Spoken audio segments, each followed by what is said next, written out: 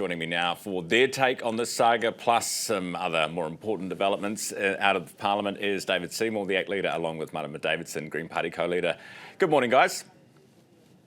Good morning. Morena. Hey, I want to start with because the financial stuff is one thing, but what about the allegation against Eru Kapakingi is that he called parliamentary security and one parliamentary security officer an effing white bald head C word. He also said, "I will effing knock you out." Marama, we all know the security guards at Parliament. They do a very tough job, but a fair one, I think. Yes. What do you feel when you hear that? Love our security guards, and while I can't confirm the allegation myself, I'm not privy to all of the information.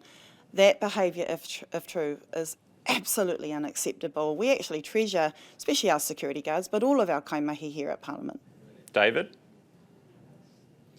Well, it's just disgraceful and unacceptable behaviour. People around the building of Parliament really respect the security guards. As you say, they do a hard job. They don't deserve that. I think some of what we've heard, if true, would point to exactly the criticisms I've always made of Te Pāti Māori, is that they believe that they're special and above the rules, and they believe that, sadly, because of their race. And my understanding from talking to some of the people around the building is a lot of it was also racially motivated. It's just disgusting. But if it serves any good, it helps people see the true soul of Te Pāti Māori, and it's pretty ugly. What about the funding, Marama? Are you surprised that you can go 130k over budget, and they've got P cards, they've got the casual staff? Like, should there be more oversight of where this money is going? That is definitely something for Te Pāti Māori to address and work through with parliamentary services.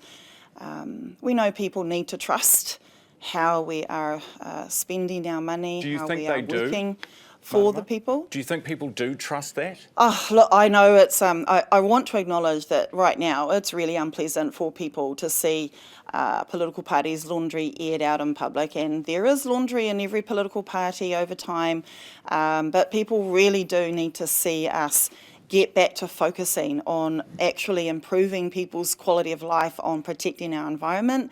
And I had a good kōrero last night with Te Pāti Māori co-leaders with an agreement how important it is for us to stay focused on those issues that matter. Right. So because the problem is they already did a reset and then they sent this out afterwards. One can only hope that we will do exactly as you say and focus on the important stuff. David, you're an electorate MP, Epsom. How many casual staff do you have? How many P cards are in circulation? Have you ever been over budget? No, we have enormous respect for taxpayer money, and we know that people would come down on us very hard if we were seen to be misusing it. So I really don't understand literally how you managed to get $130,000 and misuse it that way. But frankly, Ryan, we've spent the first half of this interview talking about these guys who aren't actually doing anything. And I would just point out that, Marama wants to talk about what matters. If you look at the improvements in literacy, especially coming to that. For Māori students from 28 up to 43. Don't jump the gun. This government's done more for Māori this week than Te Pāti Māori's done. We're getting to that. History. Hang on. We're getting there. Let's get to it now, because people don't want to talk about Te Pāti Māori all day. Because it's about taxpayer money, and people care where their money is going. And you have serious allegations here about an overspend. P cards no one knew about, casual staff, employing family members. This is important stuff. But in saying all of that, we do have on our handy little list this Aero report that's come out this morning. David, I will give you a chance to address it because, to be fair, it says the changes that the government has made, basically, it's early days, but are making an improvement.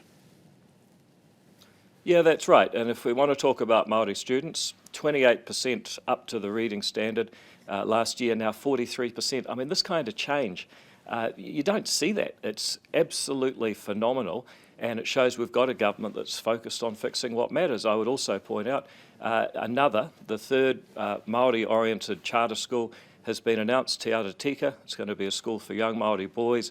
It's going to have an emphasis on trades training. It's actually run by someone who started off in charge of quite a big civil engineering firm, and she said, look, I'm getting these young men coming into the business. They just don't have the basic skills. And being the kind of person she is, she said, look, I'm actually going to start a charter school and get these boys engaged so they actually have a shot at life. That's doing more for Māori than the Māori Party's ever done. We're going to speak to one of the leaders of one of the new charter schools after 7:30 this morning. Marama, do you have to give credit where credit's due? This focus, this hour on reading, writing and maths, you know, the curriculum refresh, the ERO report clearly says early indications are it's working for our kids and all of them, not just some.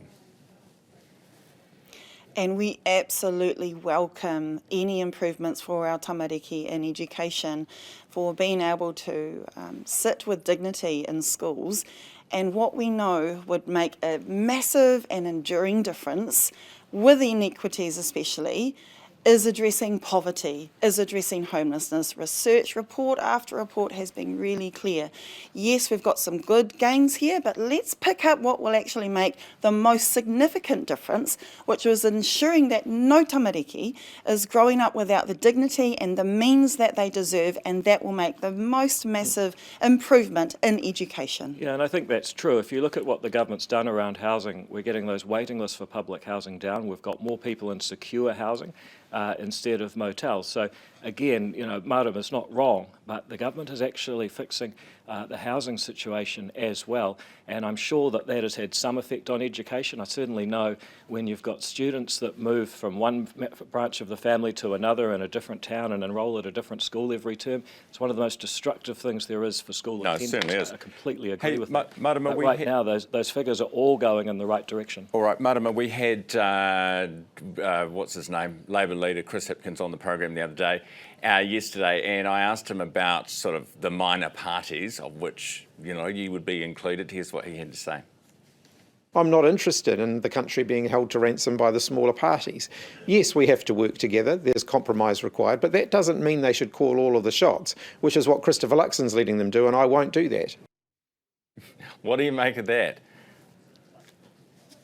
Look, firstly, I want to be very clear that this government is not addressing housing. In fact, we are seeing more people, including young people and their whānau, homeless on the streets. That is absolutely not about solving education for our children. And the second point, it is really up to the people, Ryan, on who they choose to put into government, and what the Greens are focused on is getting out of government a Prime Minister who has championed tobacco companies, oil and gas barons, uber wealthy landlords, and letting communities fight for crumbs. We're not just interested in changing the government. We, the Greens, have got a plan to make sure we end homelessness, end poverty, protect our climate for generations to come. If people want that, they can choose that, they can vote for that, and they get to choose who we work with. David, very quickly, you're doing an announcement, I think, very shortly on red tape. Can you give us a little taster? Yeah, we're going through sector by sector and asking people what's stopping you from succeeding in your business, what's stopping you from succeeding in your work and helping your customers. We've done it for early childhood education, the agricultural and horticultural products sector. Today we're going to announce another one of these sectors. We're very excited about it, but in fairness to the other journalists that are covering it, I don't want to blow it up now. All right.